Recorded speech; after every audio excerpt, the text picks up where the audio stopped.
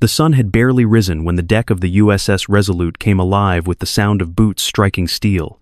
The air carried a sharp chill mixed with salt and oil, the kind that stung the lungs and reminded every sailor that this was no place for comfort.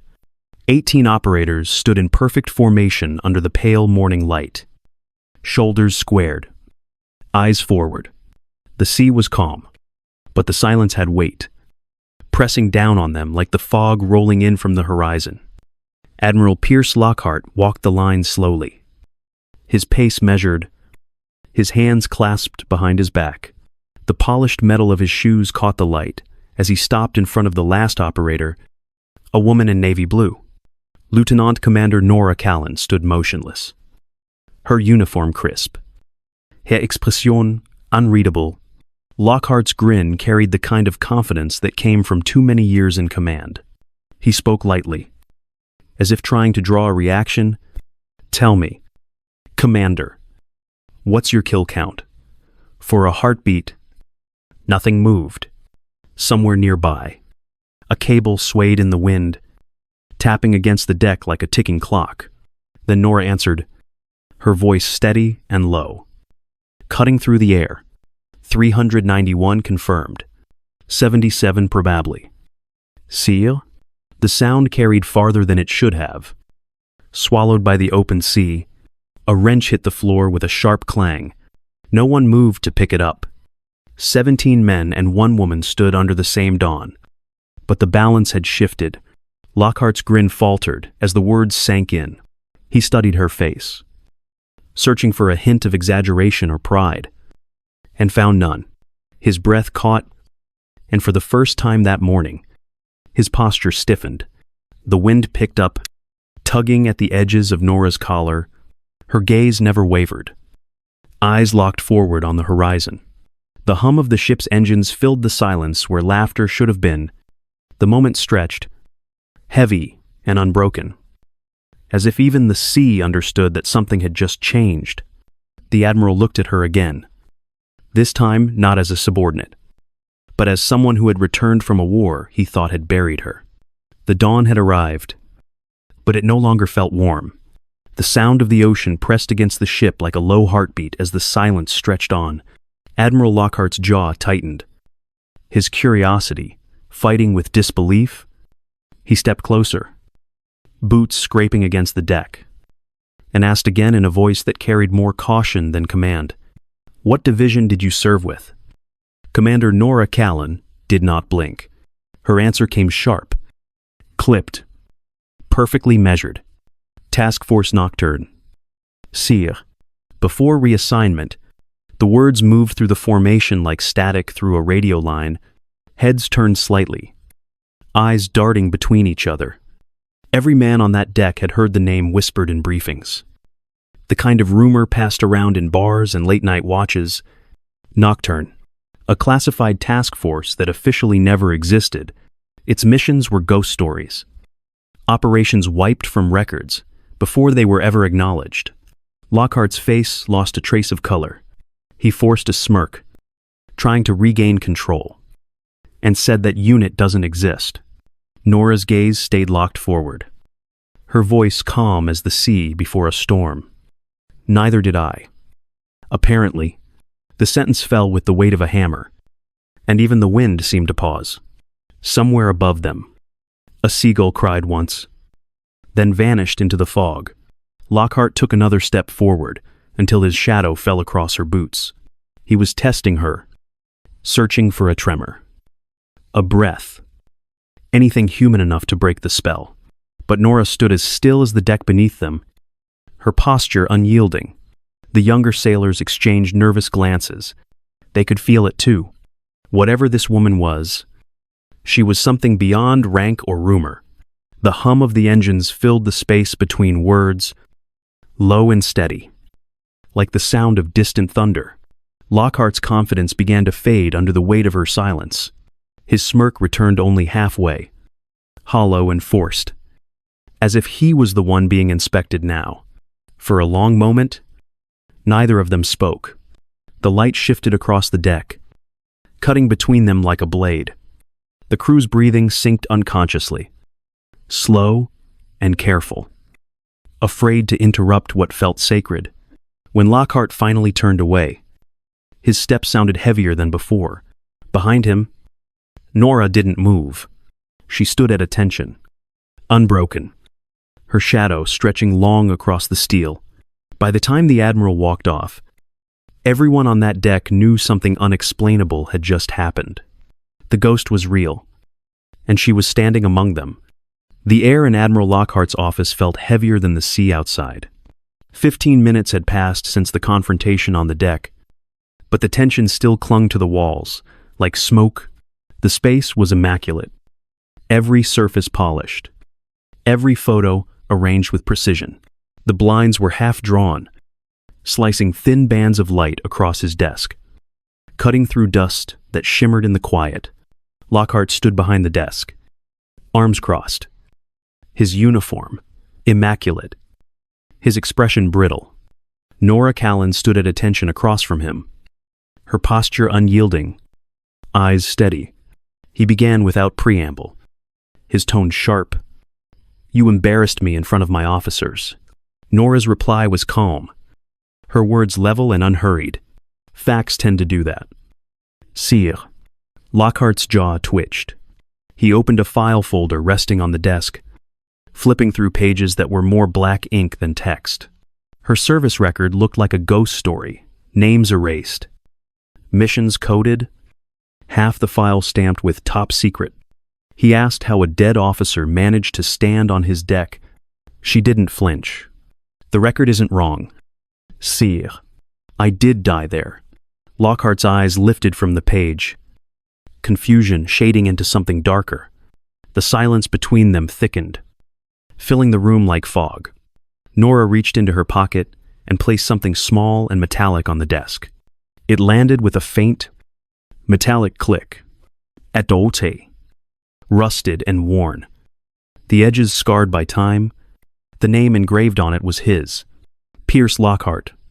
For a moment, he forgot to breathe. He stared at the tag as if it might disappear, as if looking too long would make it real. His hand hovered over it, then stopped short, fingers trembling.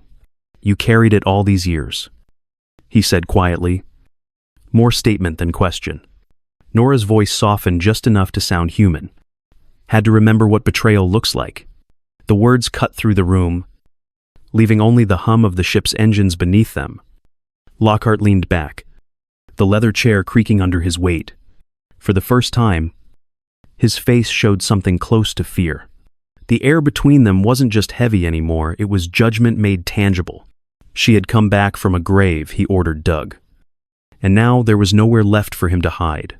The office, with all its polished brass and framed victories, felt smaller, as if the ship itself was closing in on him.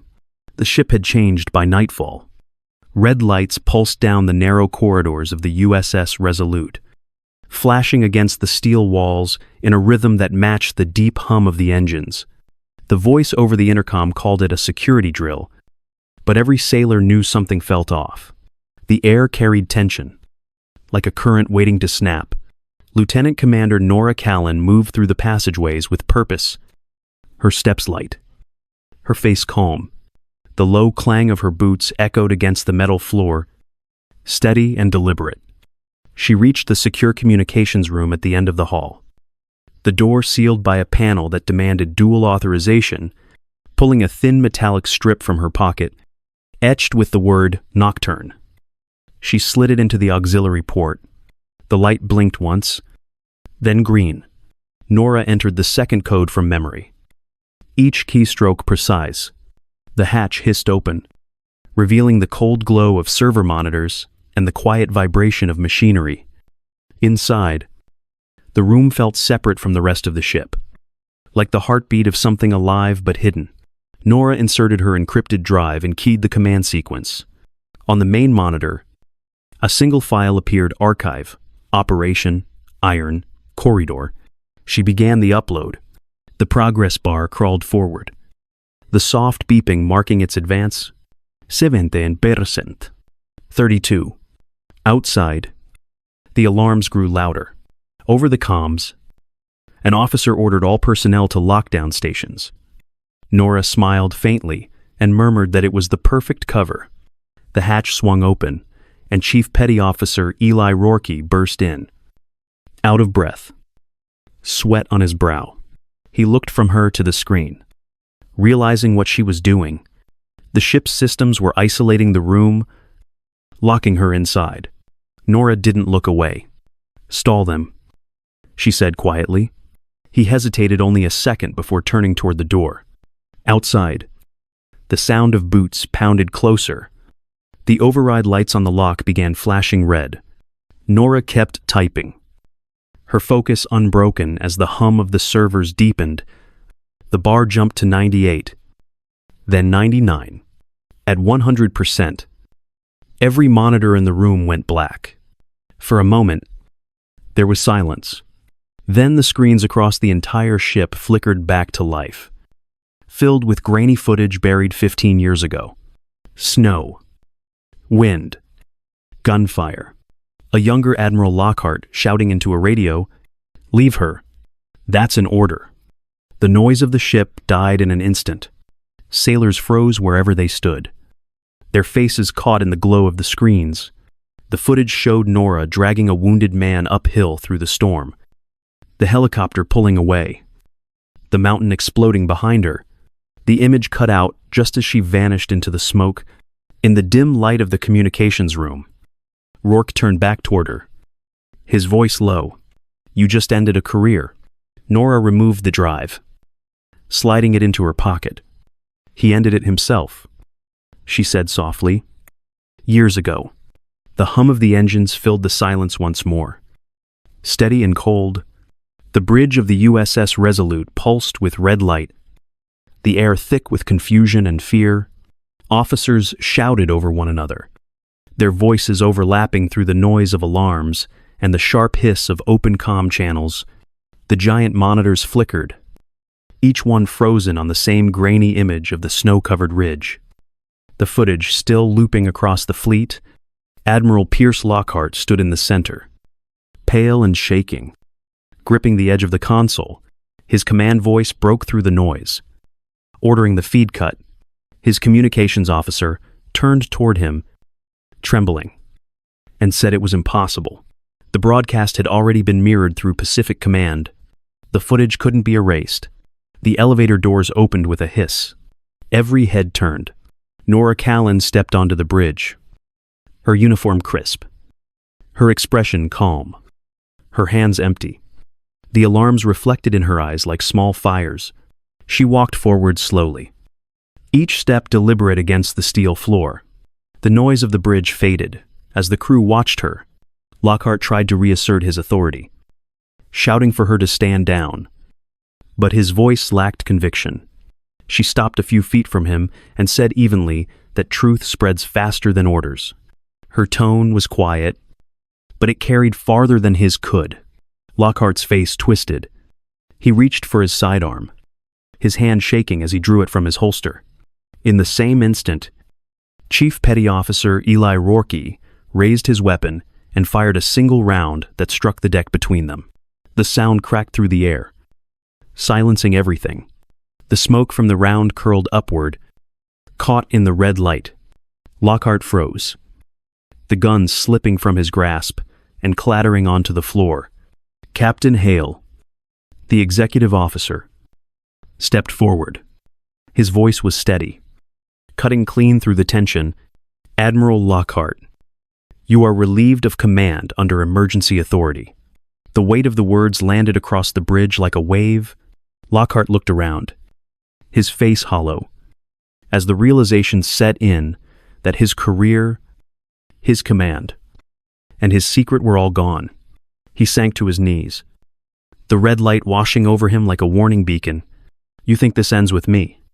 he said, his voice breaking. Nora watched him, her expression unreadable. "It begins with you." The hum of the ship returned, steady and low, as if the vessel itself was exhaling after holding its breath too long. Around them, every officer stood silent. The truth had spoken louder than any order.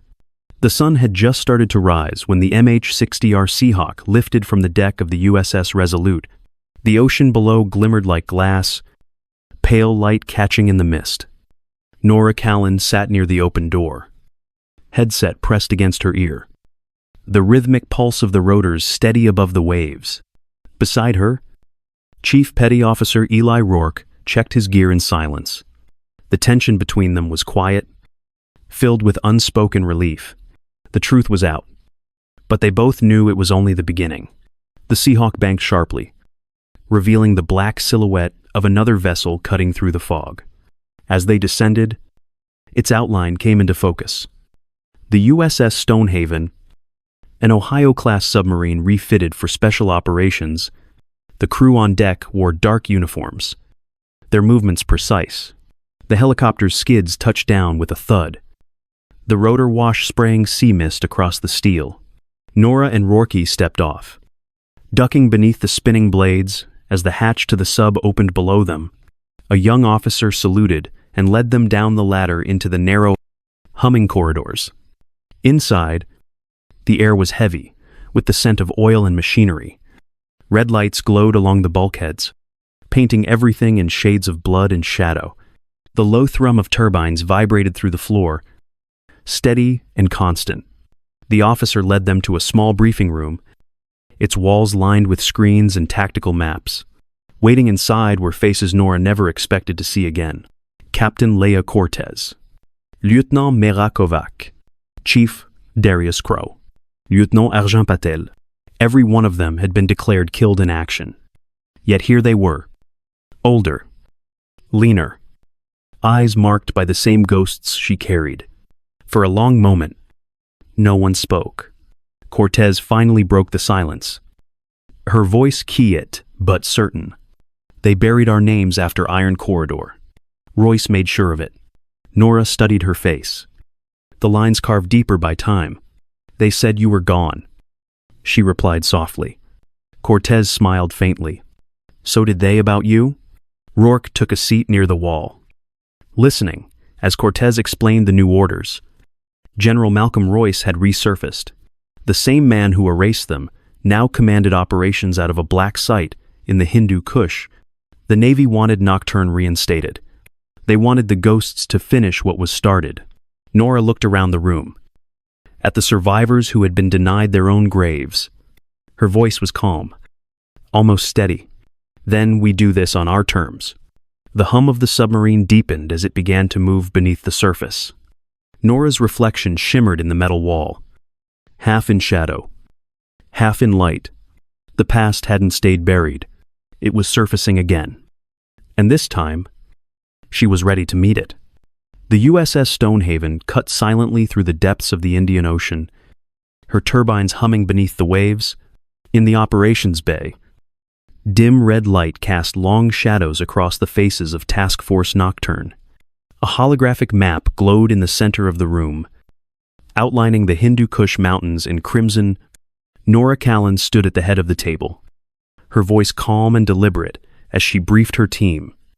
The Ararat Black facility lay hidden in a valley deep within the range, accessible only by air or through the narrow northern pass. General Malcolm Royce had built his empire there, far from oversight, protected by silence and snow. Captain Leah Cortez confirmed their insertion plan, tracing the flight path across the display. An MH-47 Chinook would drop them at 200 feet AGL under full blackout, 30 miles from the target. Lieutenant Nora Callen would handle systems interference, while Chief Darius Crow took point with overwatch support from Lieutenant Arjun Patel. Nora's tone stayed steady, her instructions clear. Non-lethal engagement unless absolutely necessary. We expose them. We don't become them. The team nodded in unison, the unspoken trust between them stronger than any order. Hours later, the Chinook roared low over the frozen peaks. The wind howled through the open ramp as the team leapt into darkness, their parachutes blooming briefly against the moonlight before vanishing into shadow. They landed on ice-crusted ridges, the world around them silent, except for the crunch of snow under boots and the faint click of weapons shifting in the cold. The air was razor thin. Breath formed clouds that vanished as quickly as they came. They moved in formation. Two-person stacks, with Overwatch positioned high. Kovac's tablet flickered with real-time data. Thermal scan. 20 hostiles minimum. They slipped past patrols, taking down guards with suppressed FN P90S and controlled strikes. Every motion was precise. Every decision practiced. Then the stillness cracked. A siren erupted, mechanical and sharp, echoing through the valley. Red lights flared along the compound walls as automatic defenses powered up. Nora's voice came over comms. Low and firm. Non-lethal. Kovac. Kill their eyes. Kovac triggered the EMP. The air shimmered faintly as sensors died, throwing the facility into temporary blindness. Inside the command vault, General Royce waited. The years had aged him, but his arrogance was untouched. He smiled as she entered. Unarmed, but unafraid. You can't erase what built you, he said. You're only scrubbing the surface. Nora stepped closer, her eyes fixed on him. Truth ends, cycles. Lies feed them. Behind her, Cortez and Crow secured the data drives, transmitting the files directly to Navy Command. Alarms wailed. Thermite charges armed. As they withdrew, the first explosions lit the valley. Flames rolled through the snow. Bright as sunrise, the team moved fast, carrying Patel, who had taken a round through his shoulder. The Chinook appeared through the smoke, its rotors kicking up blinding frost. Nora looked back once at the burning complex. For a second, it looked like dawn breaking over the mountains. Then she turned away, guiding her team toward the waiting light. The mountains burned behind them as the Chinook lifted off, its rotors thundering through the thin morning air. The rising sun caught the smoke, turning it gold and red. Like the sky itself couldn't decide between ending and beginning. Inside, Task Force Nocturne sat in silence, each operator lost in their own thoughts. The roar of the engines filled the space between them, steady and low, a rhythm that said they were alive. Nora Callen sat near the open hatch, wind brushing against her face. The cold air smelled of fuel and fire. She looked down at her gloved hands, streaked with ash and dried blood. Then at the horizon where the snow-capped peaks were beginning to glow. For once, she said softly. She wasn't counting the dead, only the ones who made it out. Her voice was barely audible over the engine, but every word seemed to settle in the cabin like a prayer. Captain Laia Cortez leaned forward, her tablet screen flickering with incoming transmissions. Navy Command confirmed receipt of the data from Ararat. Before she could respond, another encrypted signal appeared, its tone urgent and sharp. Nora's old code name blinked across the screen. Spectre. The message was short. The primary archive still exists. Location Washington, D.C. Directive Operation Basilisk. Nora's expression didn't change, but her eyes hardened, the weight of understanding sinking in. The fire they had lit in the mountains was only the first spark.